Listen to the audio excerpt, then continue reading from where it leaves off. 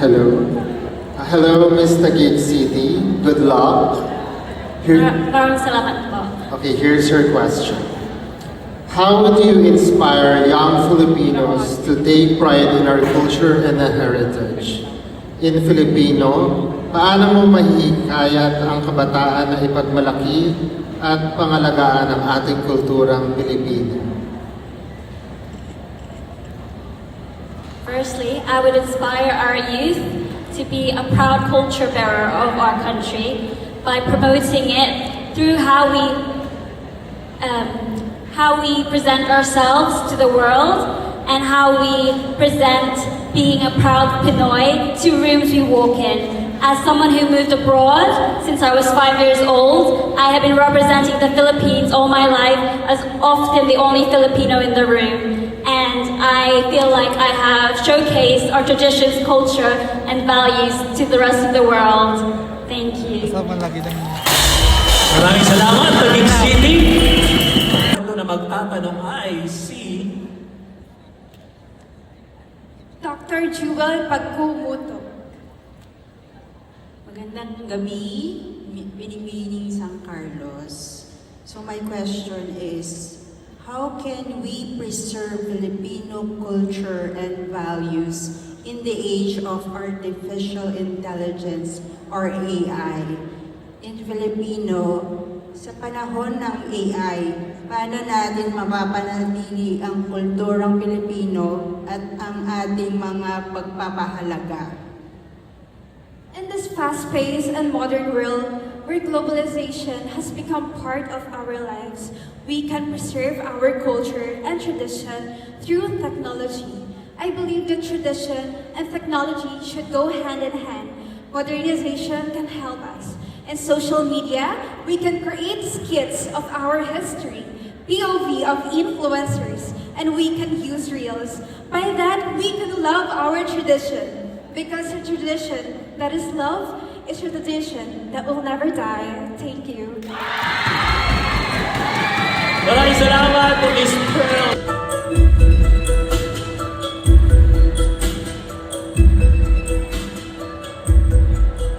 Dahil dalawa ang umalalay sa iyo, ipanalo mo ito.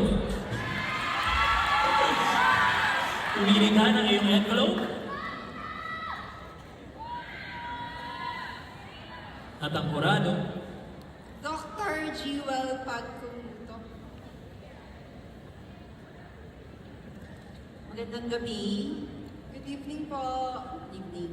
So my question is, how can Filipino culture help promote peace in a world affected by war? In Filipino, sa gitna ng mga digmaan sa mundo, paano makakatulong ang kulturang Pilipino sa pagsusulong ng kapayapaan? Thank you, ma'am. I do believe that us Filipinos have different kinds of values that we embody, and we can use that value to create peace and harmony in our society. And I do believe that let us cultivate that potential of our values in order to create a more progressive society here in our country. Because if we work hand in hand in building a nation that is progressive, then we are creating a better and brighter Philippines for Filipinos. Agyaman. It's Christian Pauline Alera.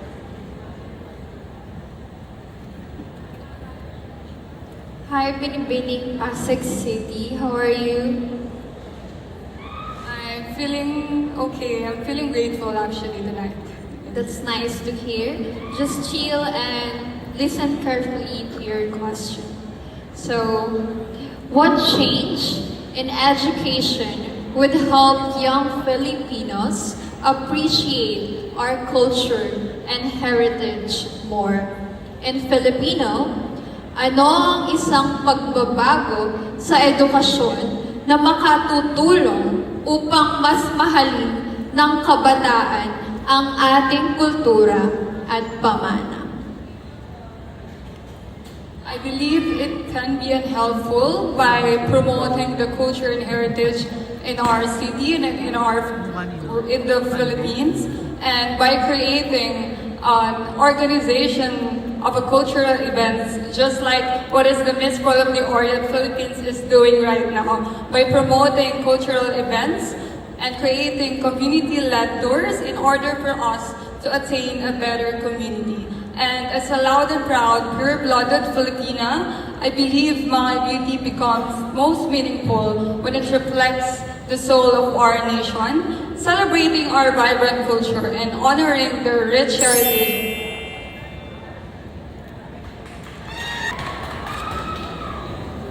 Good evening. Good evening, Nueva Ecija. Good evening, sir. Very short question. How can we make the Filipino spirit of bayanihan a way of life instead of just an occasional act? In Filipino, paano natin magagawa na ang bayanihan ay magiging paraan ng pamumuhay at hindi lamang isang simpleng gawain?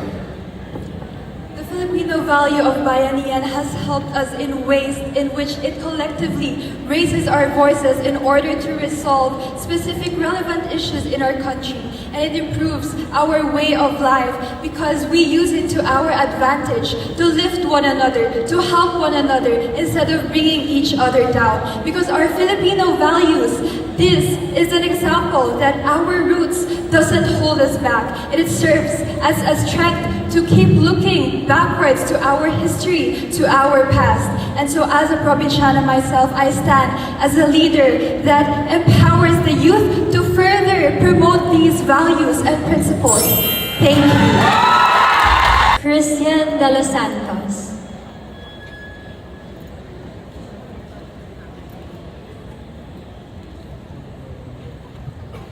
Good evening, Miss Santa Josefa Agusan del Sur. Maayong gabi po, and maayong gabi sa tanan.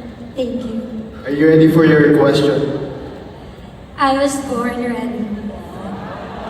Wow, big word. Alright, here's your question. How can Filipino values help build a safer and more responsible online community? In Filipino, paano makakatulong ang mga pagpapahalagang Pilipino sa pagbuo ng mas ligtas at responsableng online community? Due to the different technological advancements, we have seen that social media or the space in social media has been very harmful.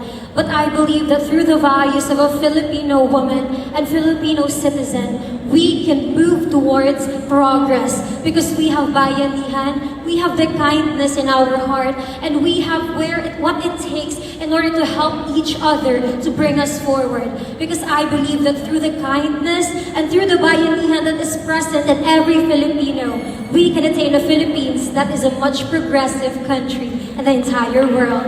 Thank you. Patricia Ann Nicole Mamu.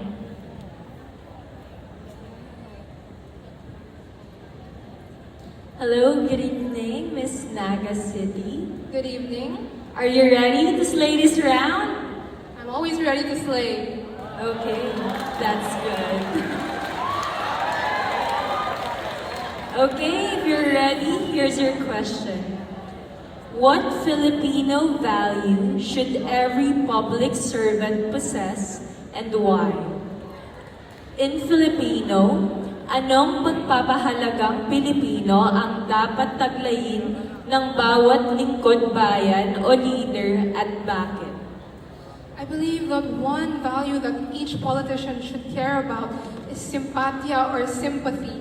Because I believe that every politician has disregarded, or not every politician, but rather people in authority have disregarded the needs of the people and the needs of the masses. And I believe that if we address the needs of the masses through sympathy, we're able to address the problems in society, politically, environmentally, and even socially. And I believe that if we address the needs of the people, then we're able to alleviate ourselves from poverty and the difficult circumstances of life.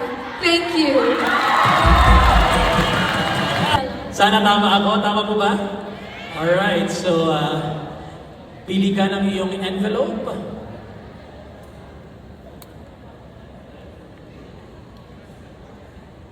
I have chosen Miss Christian Pauline Aliere. Hi, Miss Iloilo City, right? Iloilo Province. Yes. Hello. How are you? I'm doing well. I'm fine. Alright, I will read your question. Are you ready? Yes. That's the spirit. So, your question is, beyond the crown, what legacy would you like to leave for Filipino culture and the community? In Filipino, higit pa sa corona, ano ang nais mong maging ambag sa kulturang Pilipino at sa komunidad? Thank you. The legacy that I wanted to leave is a generation that treasures heritage and preserve our culture, because I firmly stand that protecting and preserving our culture, heritage, and tradition is very important.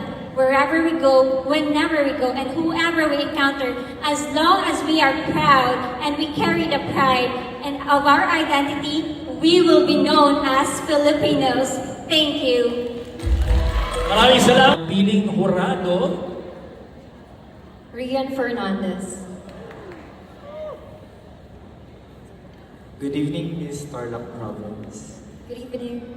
Here is your question. If you could introduce one Filipino trait to the world, what would it be and why? In Filipino, kung may isa kang kaugaliang Pilipinong ipapakilala sa buong mundo, ano ito at bakit? Kung meron akong ipapakilala ng isang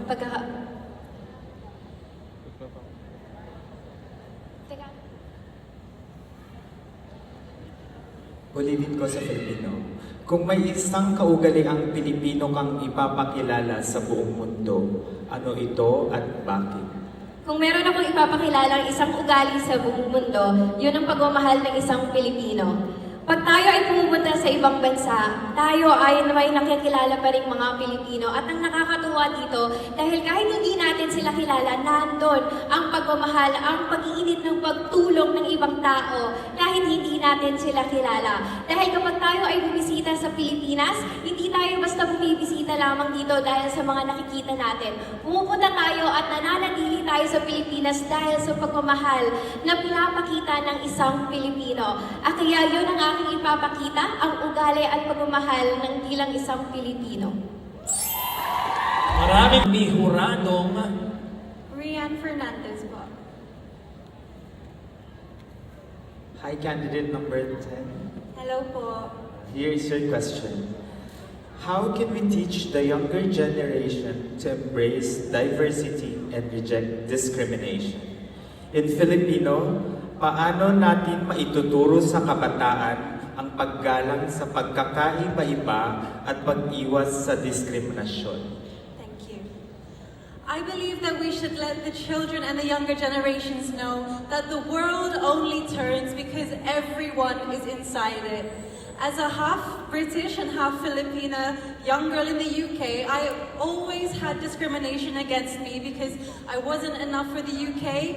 But what I told them was that I made sure to let everyone know I'm a proud Filipina, and for the younger generation, whoever you are out there, you are perfect, you are loved, and you are worthy of everything you need. Thank you. Pumili ka ng iyong envelope. At ang napiling hurado, Papa Carlo. Magandang gabi, General Trias Cavite. Magandang gabi po. Here's your question. How would you use your voice to preserve our culture and inspire positive change? In Filipino, paano mo gagamitin ang iyong boses upang mapangalagaan ang ating kultura at makapagbigay ng positibong pagbabago? Thank you so much. I would use my voice and this platform by education, through educating our youth, because our youth is our hope. And by educating them to our culture, heritage, traditions, and of course the Filipino identity, we are creating an impact not just in our younger generation, but to our future generations. Because I believe that we do not just bring our past with us, we carry the best of our past into our future. Thank you. How are you? I'm feeling good. How about you? I'm feeling good also. How about you? Okay. All right. You may now choose an envelope.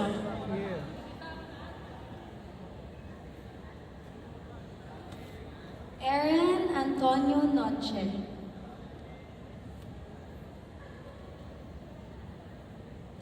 Magandang gabi, binibigay ni Dasol Pangasinan. Magandang gabi po. Kamusta ka?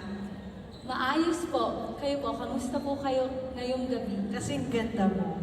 Maraming salamat po. Napakaganda ng ngiti mo. So, ito na yung aking question. English. How can we promote gender equality while honoring Filipino culture? In Tagalog, paano natin maisusulong ang gender equality habang pinapahalagahan ang ating kulturang Pilipino? Gender is never the problem to preserve our culture. It is us as Filipinos. It is our duty to protect and preserve it. And as a Filipino, it is my responsibility.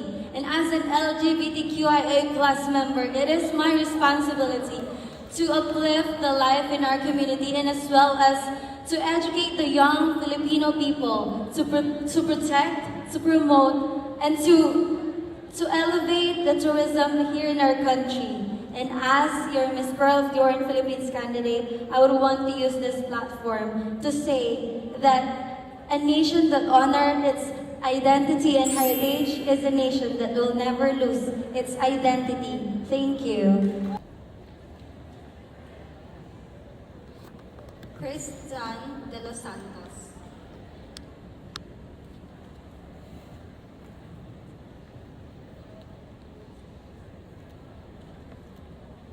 Good evening, Ms. Tarlac. Magandang gabi po. So here's your question. As a cultural ambassador, how would you encourage Filipinos to protect our environment and heritage?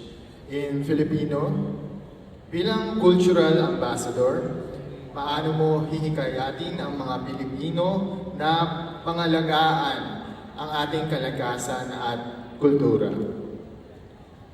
Bilang isang Pilipina at bilang isang cultural ambassador, ang gagawin ko upang mahikayat ang bawat Pilipino na pangalagaan ng ating bansa, ang ating kapaligiran, by educating them.